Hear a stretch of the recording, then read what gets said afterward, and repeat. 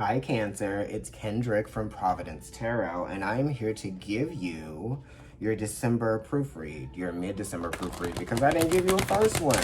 That's just because I've been like, resting, trying to get myself together. I had friends in town from Italy for a while, so yeah. Things were all over. The eclipse was a lot, honey. Yes, right.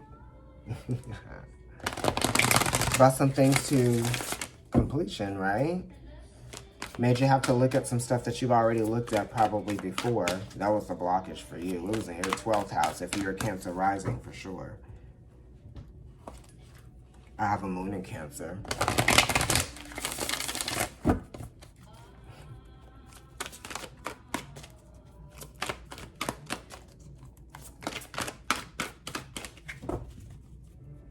All right, Cancer, let's see what your cards are. I'm using the Druid Crafts Tarot. All right, let's see what's going on here. Ten of Swords again. So definitely something ended for you. Ooh, the Death card is here. And then we have the Prince of Pentacles. All right. So the Death card is talking about the fear of letting go of something that you are familiar with, right? Because it is a 13, which is a 4, which is related to the Emperor, which is Aries, right? And the Aries is like the identity with something that you are familiar with. And this is like the discomfort that comes with knowing, right, that you're going to have to let something go, or you're going to have to let something come to an end, right? And and it's familiar just because it reduces to a 4, which is the 4th house, which is Cancer, and it's the mother. So it's something that nurtured you, or something that fed you, or something that you felt like you were getting some sense of satisfaction, security, or comfort out of being and existing, is going to no longer be there. And you're kind of getting over that. And the Ten of Swords is putting the, saying like, absolutely, definitely, like, it's definitely time to leave something behind. You know what I mean? Definitely time to leave something behind.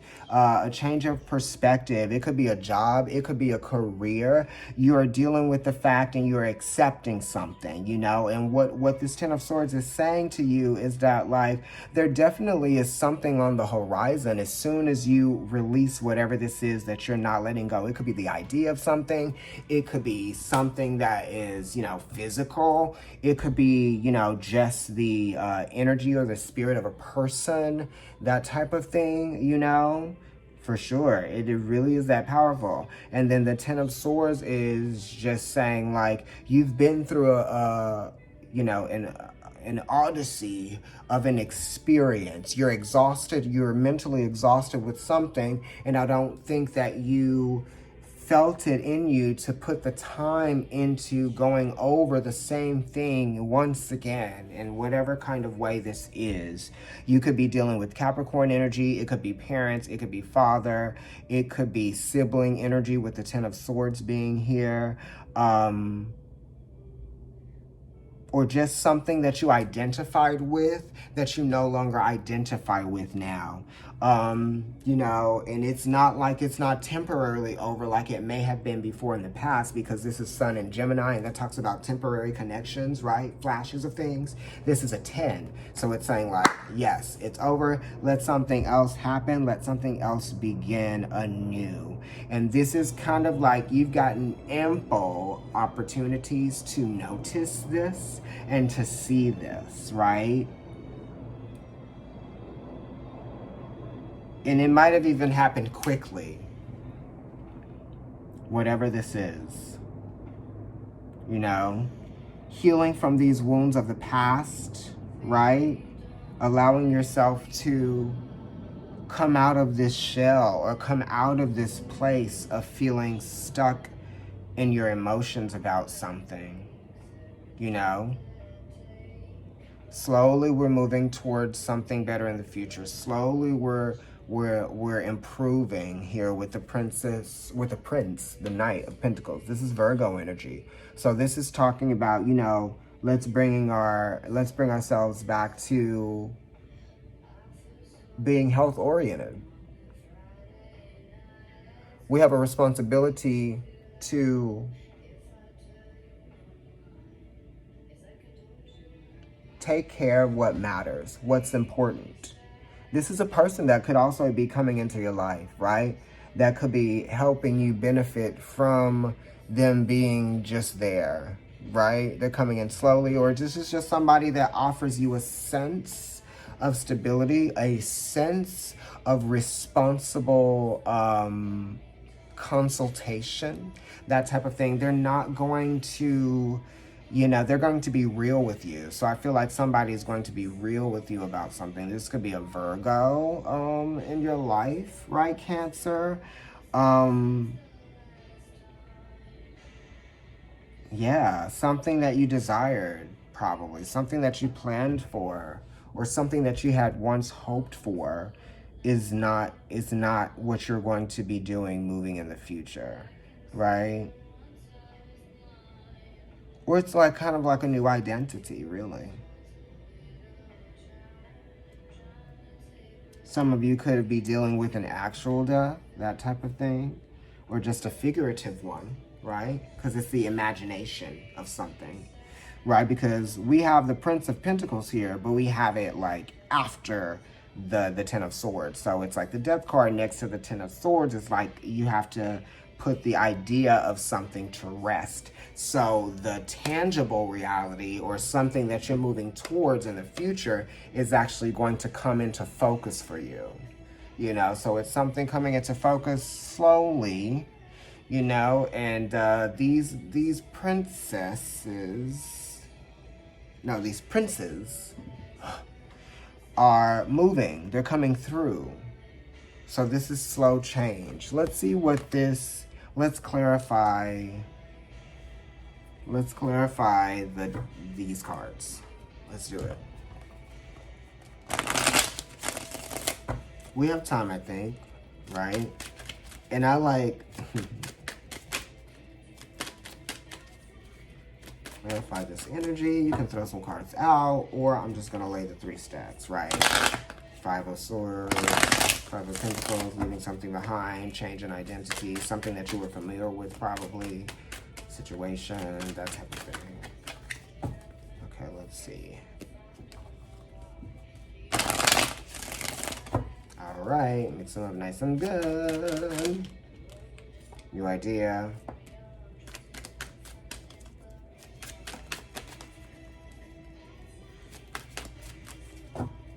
Yeah. Perfect.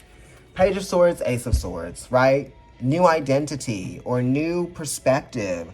A change of the way that you are, just processing your thought. This is being intelligent, using your wit and your charm again, right? And this is also having a very lateral perspective, right? Trying to gain inspiration from this, right?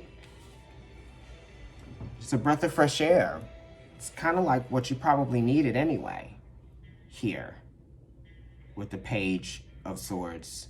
Thank God you got the Ace of Swords, because it's saying that there is a new beginning that's coming. You just have to be open to, like, receiving it. It's definitely an announcement of something. 7 of Cups, you want to have your cake and eat it too. 8 of Cups here as well. You got to leave something behind. 3 of Cups, definitely. Look at this, Cancer. 8 of Cups, 7 of Cups. The 7 of Cups is like, oh my gosh, I'm trying to relate to something that actually isn't benefiting me in the ways that I want it to benefit me. You know what I mean? Like, this is Venus. Actually, if she originated in her first house of Taurus, right? In the first place that we know that she rules, and we come around to Scorpio, this is the 7th house, right?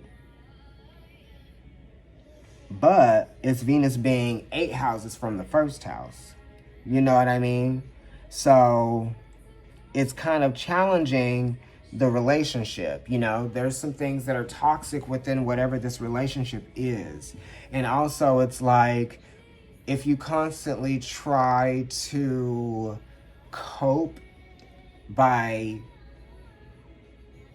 relating to all of these different things and not being able to choose, Okay, let me go back. You know, the Seven of Cups is just like, stop holding on to toxic relationships. You know, stop holding on to toxic relationships. That's what we're dealing with. And then the Eight of Cups is here saying like walking away, right? So the Eight of Cups actually is it came up right before the Seven of Cups, right? So Eight of Cups is like, I fear leaving something behind because it's what I've known for quite some time, and for me to experience something different seems as though it wouldn't be what I wanted. But what you're experiencing now on an emotional level is not what you want. It's not actually benefiting you. It's damaging you, right? Because the Seven of Cups is Venus and Scorpio. And then we have the Eight of Cups, which is actually Saturn in Pisces. You're intimidated by leaving something behind because you don't know if something better lies ahead. Right? You're being given a new beginning, right? So this Seven of Cups talks about like, you know, not feeling victorious, you know, but you can experience a new type of victory if you realize what it is that is being offered to you in this ending, right? Or in this letting go, or in this leaving something behind. Stop reflecting on the past. Stop, what is it? It's euphoric memories or something like that. I forget what it is. Something that I heard a psychologist say. What was that phrase? Euphoric recollection? Something like that. So it's like thinking about how it used to be. How the feeling that you used to have when things were good within this situation or with this person in this relationship, right? But it's saying like in the future, there's something ahead of you it's like you need to be in an environment that is safe. And you also need to feed your creativity by celebrating it. Celebrating, acknowledging our emotions, the acknowledgement of our emotions, right? These are all cups. So it has to do with feelings, it has to do with relationships, and it has to do with insecurities, right? Emotional insecurities that we're experiencing here. So now it's time for us to start doing things that are good for us and not unhealthy for us, right? Stop trying to connect to the past in the same way as if you want to see yourself differently in the future, right? It's time for this type of energy, you know? Being around healthy people that inspire you to change and inspire you to grow emotionally, right? Use your emotional intelligence. Also explore that, you know? Put on some music. Sound therapy. Just because it's a 3. Right? Color therapy. You know, we've got the root chakra here, we've got the heart chakra here, and we've also got the throat chakra. Right? Like, share, subscribe, comment on the video. If you're watching on Instagram, follow, like. It's Kendrick, Providence Tarot, providencetarotkendrick@gmail.com if you want a personal reading.